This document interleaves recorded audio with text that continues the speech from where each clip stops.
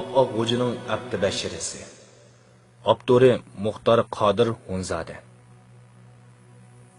Biz tariximizni varaqlab ko'rganimizda Mahmud Qashqari, Yusuf Xos Hojib, Xonish Omonisa xonga o'xshash madaniyat cho'lponlarining ajoyib to'hfalaridan faxrlansak, Maxtum Azzam, Oppoq Xo'jalarga o'xshash jaholat pirlarining qilmish atmishlaridan ixtiyorsiz g'azablanamiz. Shu sababdan oldingilarning ijobiy taraflarini aslash qanchaki zarur bo'lsa, keyingilarning Uyg'ur madaniyat taraqqiyotiga keltirgan ziyonlarini aslab o'tishmi o'xshashla zarur bo'lmoqda. Chunki allaqachon tarixning la'nat to'rikiga mixlanib ketgan u kishilar millatimiz uchun mangu unutilg'isiz ochiq savoq va salbiy darslik. Tarixiy ma'lumotlarga asoslanganda bundan 370 yil ilgari Qumulda sopizm ta'limotini tarqatayotgan bir ishonning oilasida bir o'g'il dunyoga kelgan. U 7 yoshga kirganda dadasi bilan Qashqarga ko'chib kelib, 18 yoshigacha so'pilik darajasiga yetgan.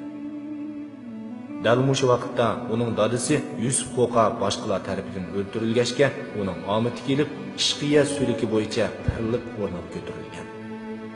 Mana bu Uyg'ur madaniyat tarixida ichinishli yo'qotishlarni paydo qilgan ashaddiy jallod, diniy munofiq Hidoyatulloh Oppoq Xo'ja edi.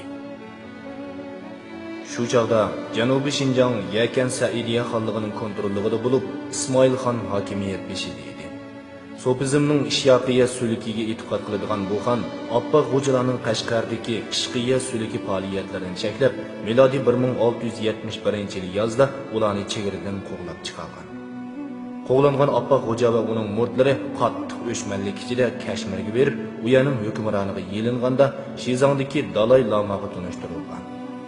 Shuning bilan o'zini islom dinining muxlisi Oppoq Xo'jam, Peshvo Hazrat, Pir Ishon Muhammad payg'ambarning 27-navrisi deb atab olgan Hidoyatulloh Xo'ja Budda dinining lama dahisi oldida tizlanib, uning etaklariga suyib zar-zar yig'lab Ismoil xon ustidan shikoyat qilgan.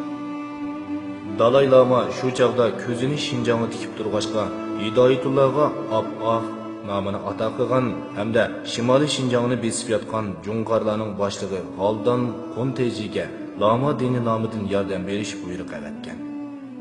Oppoq Xo'ja bu buyruqni elib Qinxay orqali Qumulga, keyin Junqarga kelgan va Sichuan, Qinxay, Ningxia Xuizulari orasida payg'ambar avlodi Qinxayga kelgan degandek rivoyatlarni qoldirgan. Xoldan Qonteji garchi Mo'ng'ul bo'lsa-mu, Lama diniga e'tiqod qiladigan bo'lg'achqa, Dalay Lamaning ko'rsatmasini muqaddas buyruq qatorida ko'radi. Natijada Oppoq Xo'ja Junqarlarning qilichi bilan Qashqa, Yakanlarni ishg'ol qilib 170 yildan ortiq saltanat surgan Yakan Saidiya xonligini tarix betidan o'chirib tashlagan.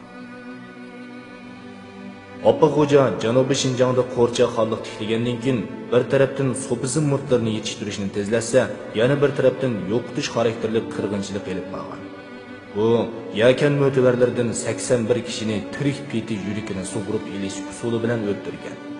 Mashhur bilim yurtlarini cheqalatgan. Naqsh usullarni cheklab, tarixiy, adabiy kitoblarni ko'ydirgan. Uyg'ur xotin-qizlarini tutib Junqarlarga sovg'a qilgan. Ismoil xonning kichik qizini qaynayotgan yoqqa tashlab, o'zining ishyoqiyatchilarni tuxumidan quritish irodasini bildirgan. Mashhur shoir Bobo Rahim Masharabni atalmish dahriylikda ayblab, Baliqda darg' ostirgan. Buning aksicha oshiqlik, mozorchilik, mo'minchilik ideyasini kang tarqitib, reallikdan chetnagan sopizmni avj oldirgan. Hatto o'zini musulmonlarning dohiysi deb olgan. Odamni aqlidan ozdiradigan ideviy afsona va qonli qilich orqali xalqimizga mo'lcharligisiz ziyonlarni solgan jaholat piri Oppoq Xo'ja 68 yoshga kirgan chig'ida, ya'ni 1694-yili Yakan shahrida Ishoqiya suliki tarafdorlar tarafidan zaharlab o'ldirilgan. Uning nafaq jasadi u o'lishdan 7 oy ilgari yasib qo'yilgan Qashqardagi Mozori Shahan, ya'ni bugungi Hazratga dafn qilinib, cho'ng o'g'li Yahyo Xo'ja tarafidan gumbaz kichiga oldirilgan.